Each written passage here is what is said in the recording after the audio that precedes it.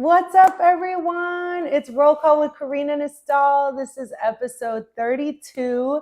I have a very special guest from across the pond. I'm so excited to do this interview because we've been trying to get this interview going since February. But this is my great friend, Godfrey, from Neo2Soul Radio. He is, you give him your DJ name? DJ Niceness. DJ Niceness. And when I tell you, he really is niceness. He plays all the really nice, smooth soul from Neo2Soul Radio. He is world renowned, very recognized all over. And it's been almost 10 years since I've known you. Yes. I mean, time flies. So I had to catch up with him while he's here in Austin. Okay. And here we are. Thank you for joining me, Godfrey. It's okay. It's a pleasure. Oh man, this is my brother from another mother. When Mom and I went to the UK, he dropped in. My mom still asked for him. Yeah. You know, she's just like, Godfrey, how's Godfrey? But thank you so much for blessing me. And I want to know. I want our audience to know more about you. So tell them what you do, because you do a lot of different stuff. You do promotion, marketing, DJing. You're also an advocate for a particular kind of cancer, and I don't want to give it all away, but there's so much that you do. So tell the audience a little bit about who you are, what you do, and where you're from. Well, my name's Godfrey Fletcher. Yes. I'm from Neo2Soul. Yes. That means new energy open to your soul. So okay. I didn't know that. A lot of energy. Yes. That's what it is.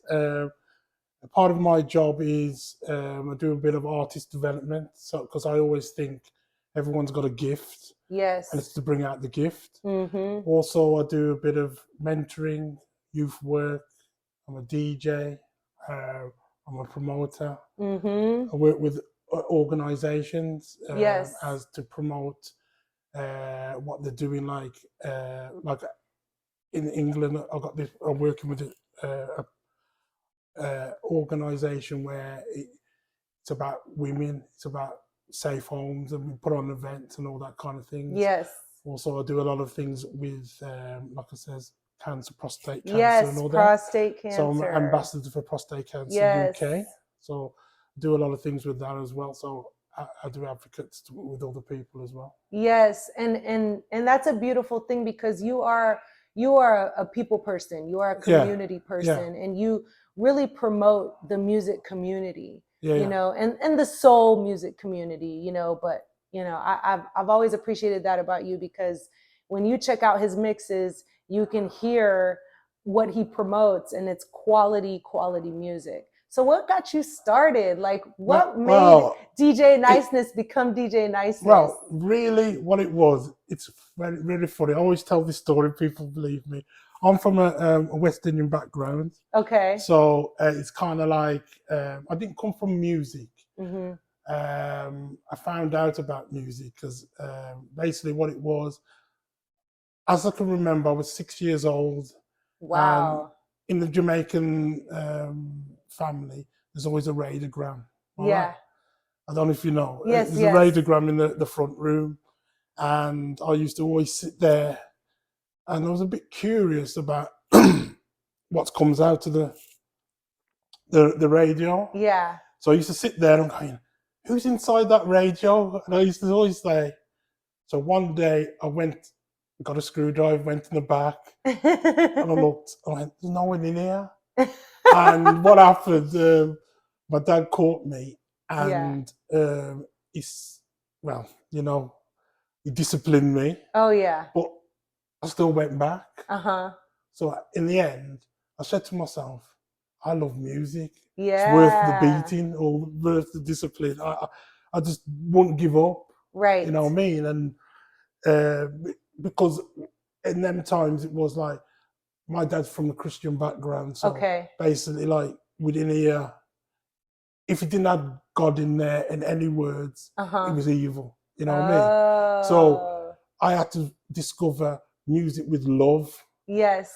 And then learn the Bible. to say, every time my dad said something, I was counteract it, and he used to say, "Hey, it's not godly. This is." I said, "But love is." Yeah. So I ended up like listening to love music. Okay. Like on like them days, it was like the Radio Ones and all them. Yes. And every time my dad come along, I made sure that it was like a slow jam. So and then he quiet to it. You know what I mean? Yeah. Like as long as he didn't hear them kind of things. So what happened as I was growing up? Didn't have no money, and my sister, they're like always like a 1 year ahead of me. Like they're all like we're all like close together.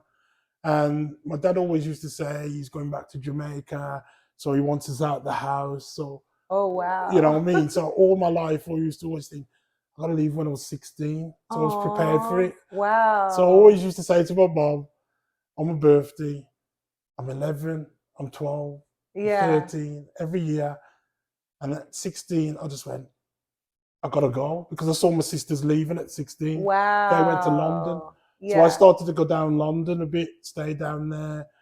And I had no money, so but I loved music. Music was my thing. I used to go down into some of the shops, okay, and stand there, and I used to like pretend like I had money, and they used to ask for the records, and the records used to be they had a turntable, and then I would put my headphones on, listen to the radio, listen to them, and they said, "Do you want this song?" And I used to say, "Oh no, I don't like it." I really liked it. So how I got into DJing, because that was my first thing. Yes. I don't know how it kind of happened. It was like one day I saw a DJ and he was picking up his.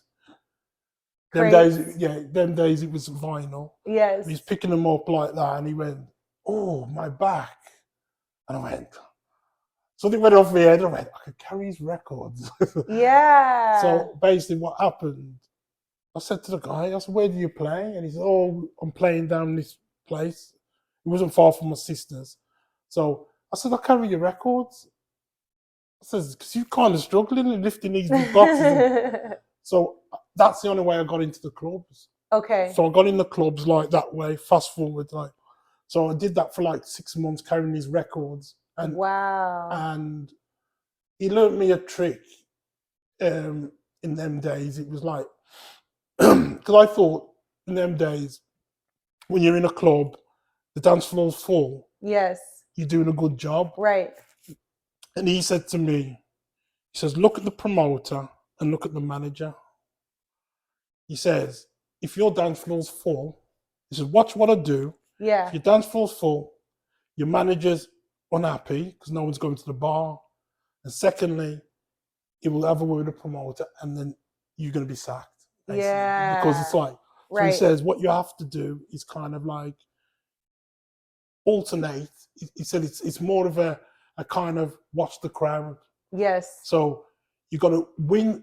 He gave me a theory where you got to lose some to gain some. You always got to lose to gain. Okay. And he says, I don't know if it's true, but at the time, he says, women, when they go off the dance floor, they go to the toilet in threes. So he says, watch all that. He says, that's how you select your music. Okay. So if you're playing soul music, you're going to have some people who do not like soul. Yeah. So you play songs, what's got a rap in there. You might get people who rap, then you alternate it, and you just keep losing people, gaining people. Yes. So your dance floor's full, but it's not, no one's going to the bar. Right. So I learned that, and I kept watching him, and I thought, this is brilliant, but it's more about the inside of what DJing is. It wasn't like just DJing, because DJ is an ego kind of thing. Yes. You can feel the ego, but you got to be in control of your ego. Right. And if that, I'm not that person with inside me. Yeah. My the way I am, I want everybody to win. Right. You know what I mean? So I don't look down. I don't look at levels. I don't say, oh, you're better than me and all that. I want to. So one day, I turned up. I had to meet the guy at the club because after that I didn't have to carry his bag, so he just said, "Come." because everybody got to me. And then one day he says to me, make sure you're here at 9 o'clock or something. I got there at 9 o'clock. I'm looking around. Them days we didn't have mobile phones. Yeah. So if you ring somebody and he's at home, there's a problem. Because I rang and I went, where is he? But what he used to do, leave his records in. He never used to. He'd like bring them the night before, or he would leave them there because he knew he was DJing. Yeah. Okay. So I'm there now, and he turned around to me and he says, "You're DJing tonight." So that was my first time. Oh, how old were you? I think it was 17, 18. Wow. And it's like automatically, people would be under pressure, but I love the pressure. And that made me vibe more. Yes. And I started to go, lose some, gain some, lose some, gain some, later. Yeah. And that's how I got into DJing. And then they said to me, because it's like, you know, you've entered the industry then. Right.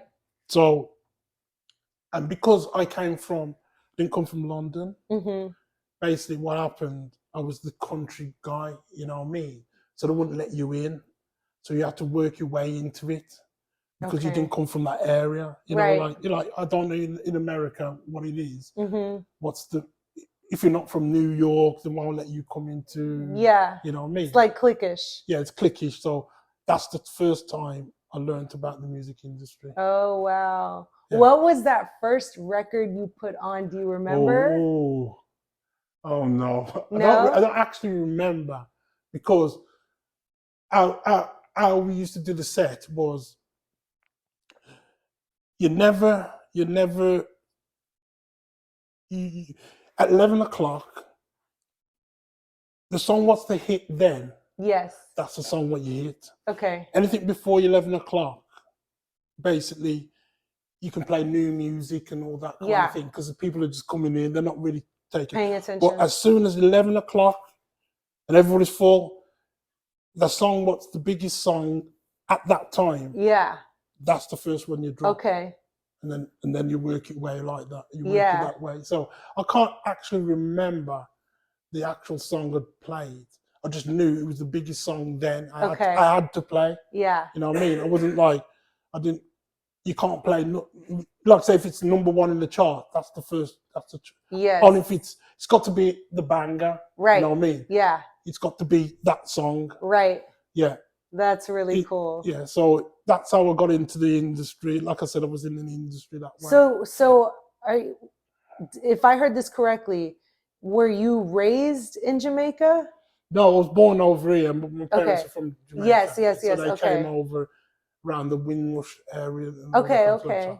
So it was more about, they always, and the thing about it, in our family, they're all musical people. Like my cousin in New York and all them, they're all into sound systems and all them. So like we've all come from a musical background. Okay. If you know what I mean. Yeah. As in like my cousins are everybody's into music. Yes. Like we're all like a DJ or a sound system guy or an engineer or something like that. Yes. From back in the day, you know what I mean? Definitely. So it's kind of like, you know, music is the key to me. Right. You know, I look at music as a therapy for me, you know what I mean?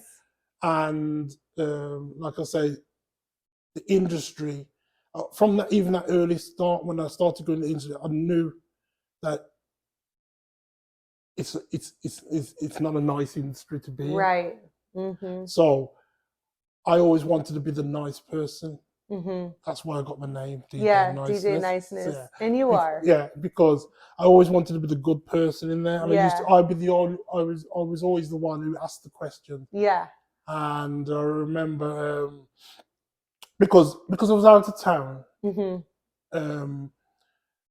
DJs who was in the industry, to get on mailing lists at that time, to get the promos and the music and everything, all that, you know, to get in on the labels like Sony, Warner's, Universal, all them, you know, these big labels, you had to make them big. You had to make the DJ like he's the best. Yes. So they would say, right, if you want to get on the record label, you've got to. They used my advantage that I was out of town. So they used to say, this is the guy you need to ring up the thing and says, you've came all the way from wherever you came from. Yeah. I was playing, that Yeah. was the DJ. I was playing all these songs and I was blowing up the place. Yeah. And they would look at you, the record label would say, oh, you come from Wolverhampton, Birmingham. Wow, you've traveled all the way there to see what's the music going to be like up there?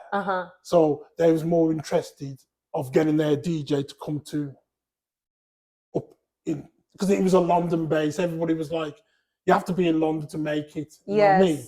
Yes. So a lot of the DJs wanted to play out of town. Okay. So you have to blow them up. So the record label would say, all right, then do a party up in Birmingham. You can be a part of the street team. Yeah. So what happened, because I didn't feel comfortable lying, but that's the only way I get in, because that ain't me. Yeah. So to me, it wasn't kind of lying. I was kind of like not telling the truth. Yeah. You know what I mean? But I felt I'm gonna find a way. Yes. You know what I mean? Where I'm gonna get there, and I ain't gonna follow the rules. Okay. The industry rules. Right. Okay. So what happened? They put me on the street team, so I ended up on the street team. So okay. Most of the time,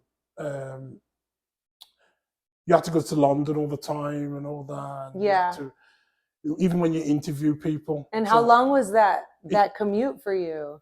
It's like 2 hours. Okay. You know, but because I was in London, yeah, I could stop at my sister's, so I'll be there for a week and all them kind of things. So, okay. So on top of that, what happened was you get a chance to interview artists. So I ended up on a lot of the labels. Okay. So it was like Bad Boys was part of BMG. I think there was on I can't remember what label there was on, but I was like doing all the Puff Daddies and all that, and all the Bad Boys. Universal. It was like I ended up doing a lot of Universal, Jive, all the big labels. But what the problem was, when you're doing an interview, the main people who were the main people, you didn't get a chance to do go and interview the artists. Okay. You would they would interview them because they were the main guy. So, but at the end, it would be like, oh, the artist would come out. Yeah. And then you got the rest, what's left. Yeah. You just have to say one question and one question here and one question there. So it's kind of like you did an interview with them, like a one-to-one. It was like a group session interview. But the thing about it, from that early age, I was going, I'm going to do it. I'm going to get there. I'm going to get through this door, back door entrance. I'm going to find a way. Right. You know, I always had it from there. Yes. So even when it came to labels, when releasing people, it's corrupted. Oh yeah. Because, for instance, say now you're an artist and you want to release a song. I got you on a piece of paper. Yes. Like them days, it was fax, and they used to say, "Your album's coming out." Yeah. They didn't even have a photo of you on the wall saying "album coming out." Yeah. But there's one thing you have to learn about the industry. It's to be confirmed at TBC or TBA. So whatever to confirm means, we're going to drop you. Right. We just got to get you to the fall. Yeah. That means to be confirmed, it never gets confirmed. Yeah. To be arranged, that means if your single doesn't do well and you got an album coming out, we'll keep arranging it. Yeah. But we're going to turn it into to be confirmed. Oh yeah. And then if we can drop you by the end of the fall, that means your album will come out. So I used to talk to people and they go, oh, I can't wait for my album. And you have to sit there and go, yeah, it's coming, yeah, I can't wait. But you already know that was it. So, are we all right? Yeah. Yeah. So, I wanted to ask you, okay. you know, because you have like on your own, you've created Neo2Soul Radio, and there's a lot of soul artists out there, you know. So what do you look for in a record, and like how can people submit to you? Right. Like I say, I would change it. It's like a backdoor entrance. So, so the way I did it was, because I said to myself, right, I need to get in this industry. Yes. But I can't get in through the front door. I have to get through the back door. So basically what I did, I trained myself as a youth worker, and I worked with a lot of like organization helping young kids and people who want to be in the industry. So that's how I learned about artist development. Yes. And used to take a lot of the young people behind the scenes of the industry. So that's how I got through the back door. So with me, what I look and what I find, it's about who are you? Who are you? And sometimes your character comes first before your music and everything. So in that, I will go back. That's like 2010 and all them kind of things. From then, that's when I was thinking. We didn't really have like full internet, so you had to do all the groundwork. So you had to sit down and ask people, who are you, and identify them. So what I did with the youth, I went out there and got like funding. So I started to use music as a tool. Okay. And it's like a pyramid. You have to look at your specific aims. So my specific aim was to raise the aspirations of young people, but using music as a tool. So part of that, I used to find out who they are, and then I would set them and says, what do you want to change?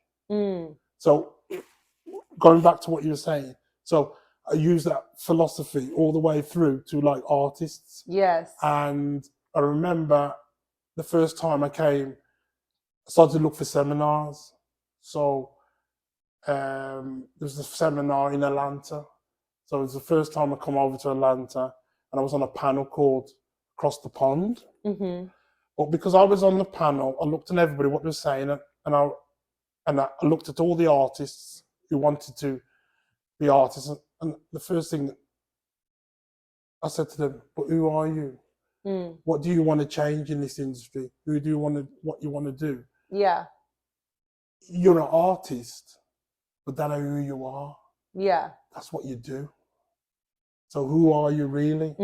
So I kind of separated myself from the industry that way. I started to say, right, I'm looking for artists who wants to do something in the community or do something. So when I went back to England, I started to look for artists who had like empowerment ways, and that's the only time I would work with them. I would say like, so I used to bring artists over, like who would work in education, bring them over, come over and work with the kids.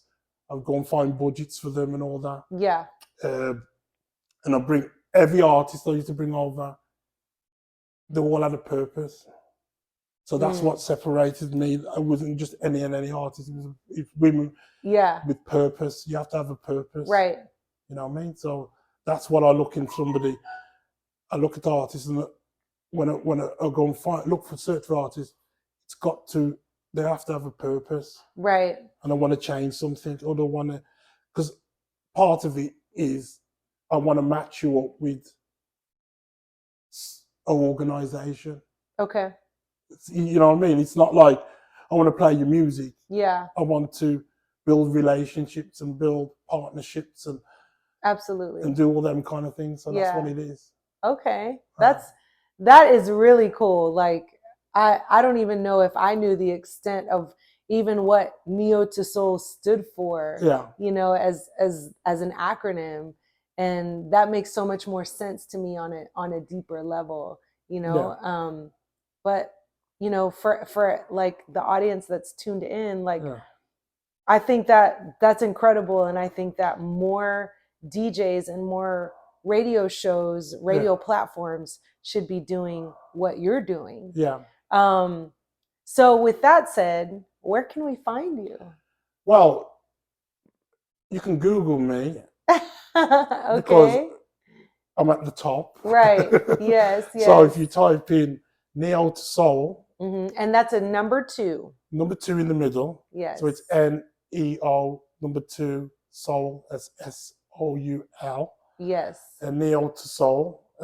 You'll see playlists. You'll see all my podcasts. Yes. Because I've linked all my. How many shows have you done now?